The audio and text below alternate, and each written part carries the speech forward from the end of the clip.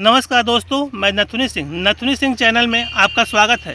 अगर आप मेरे चैनल पर पहली बार आए तो चैनल को सब्सक्राइब कर लें और इस वीडियो को लाइक कर दें।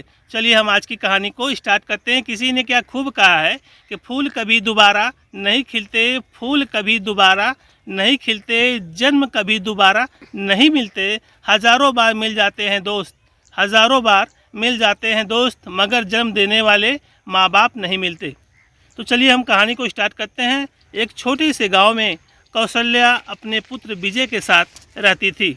उसका पति उसे कई वर्ष पहले छोड़ गया था।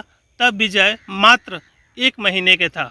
मरते वक्त उसके पति ने उससे यह वचन लिया था कि तुम मेरे बेटे को एक होनहार और काबिल इंसान बनाओगी। इसके लिए उसकी पत्नी कौशल्या दिन रात मेहनत करती थी। गांव में, घर परिवार में जो भी उसे कुछ काम मिलता वह करने को तैयार रहती थी। वह अपने बेटे को सारा सुख देना चाहती थी। अच्छे स्कूल में वह पढ़ाती थी, अच्छा कपड़ा उसे पहनाती थी और अच्छा भोजन वो कराती थी। उसका मात्र यही सोच था कि किसी भी तरह से मैं अपने पति से जो दिया गया वादा है उससे मैं पूरा कर सकूं।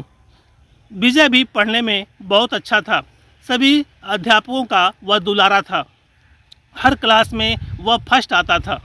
देखते ही देखते वह इंजीनियर में भी टॉप कर लिया और वह उसे भारत के एक मशहूर कंपनी में उसे नौकरी मिल गई और वहीं पर उसने शादी भी कर लिया। इस बीच वह कई साल शहर में रहा। एक बार अचानक उसे घर से फ़ोन आता है। उसकी माँ कहती है कि बेटा, मेरा अब तबीयत ठीक नहीं रहता। मैं चाहती हूँ कि मैं एक बार तुझे देख लूँ। तुम एक बार बहू को लेकर हमारे पास आओ। लेकिन वह विजय उसे भेंट करने से मना करता। हमेशा वो टालता कि ठीक है माँ, अगले हफ्ते या अगले महीने आ जाऊंगा। अपने पति के झूठे वादे को सुनकर उसकी पत्नी उससे कहती कि आप क्यों नहीं माँ से मिलने चलते हैं, इसी बहाने मैं भी माँ को देख लूँगी। तब वह कहता कि तुम नहीं जानती कि गांव में कितनी भूखमरी है, कितनी बेरोजगारी है और मैं इन चीज़ों को बहुत नज़दीक से देखा हूँ, इसलिए मैं गांव नहीं जाना चाहता। तब उसकी पत्नी बोली कि ठीक है, आप नहीं जाएंगे तो कोई बात नहीं, मैं जाती हूँ।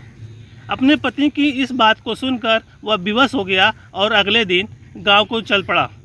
जैसे वो गांव के पास पहुँचता है, देखता क्या है, 4 लोग एक 100 को कंधे पर लेकर राम राम सत्य कहते हुए चले जा रहे थे।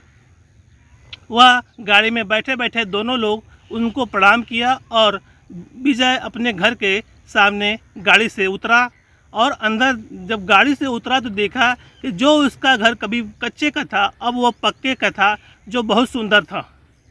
गाड़ी रुकते ही अंदर से एक आदमी आता है और उससे पूछता है कि भैया तुम कौन हो और यहाँ क्या करने आए हो। तब विजय बोला कि यह मेरा घर है, मैं यहाँ कभी रहता था, मेरा यहाँ जन्म हुआ था, यहाँ मेरी माँ थी। तब उस आदमी ने कहा कि कहीं तुम उसकी तो माँ नहीं जो जिससे मैंने ये घर खरीदा है और ये घर तुम्हारे पढ़ाई के लिए बेची थी। तब कहा कि अगर ऐसी बात है तो मेरी माँ कहाँ है, कि देखो तुम्हारी माँ तुम्हारे पढ़ाई के लिए मुझसे काफ़ी रुपये ली थी और वह नहीं दे सकी रुपया, तो मैं ये घर ले लिया और तुम्हारे घर को गिरा कर मैं पक्के का बना दिया। तो मेरी माँ कहाँ है, विजय ने पूछा। उस आदमी ने कहा कि तुम्हारी माँ पास के बगल में जो घर गांव है वहाँ पर एक पंचायत जो खंडहर के रूप में था वहाँ पर रहती थी, और जो तुम आज देखे हो जिसकी लाश को लोग ले जा रहे हैं श्मशान, वह कोई और नहीं तुम्हारी माँ है। वह इस बात को सुनकर रोने लगा। कहा देखो, तुम अगर चाहते हो कि तो अपनी माँ से मिल सको तो जाओ, जल्दी जाओ, नहीं तो गांव वाले उसे जला देंगे। वह फिर फौरन गाड़ी पर बैठा और श्मशान की तरफ बढ़ चला। वहाँ वह अपनी माँ को देखकर खूब रोया, खूब पश्चाताप किया, लेकिन अब क्या होगा, उसकी माँ तो जा चुकी थी। तो देखा बच्चों, हमारे माँ बाप हमारे लिए क्या करते हैं, हमें भी बदले में उनका सहारा बनना चाहिए। जिस प्रकार से वो हमें पाल पोस कर बड़ा करते हैं, एक वक्त ऐसा आता है कि उनके लिए भी हमारी ज़रूरत होती है, हमें भी उनको पालना पोसना चाहिए। ठीक है बच्चों, जय हिंद।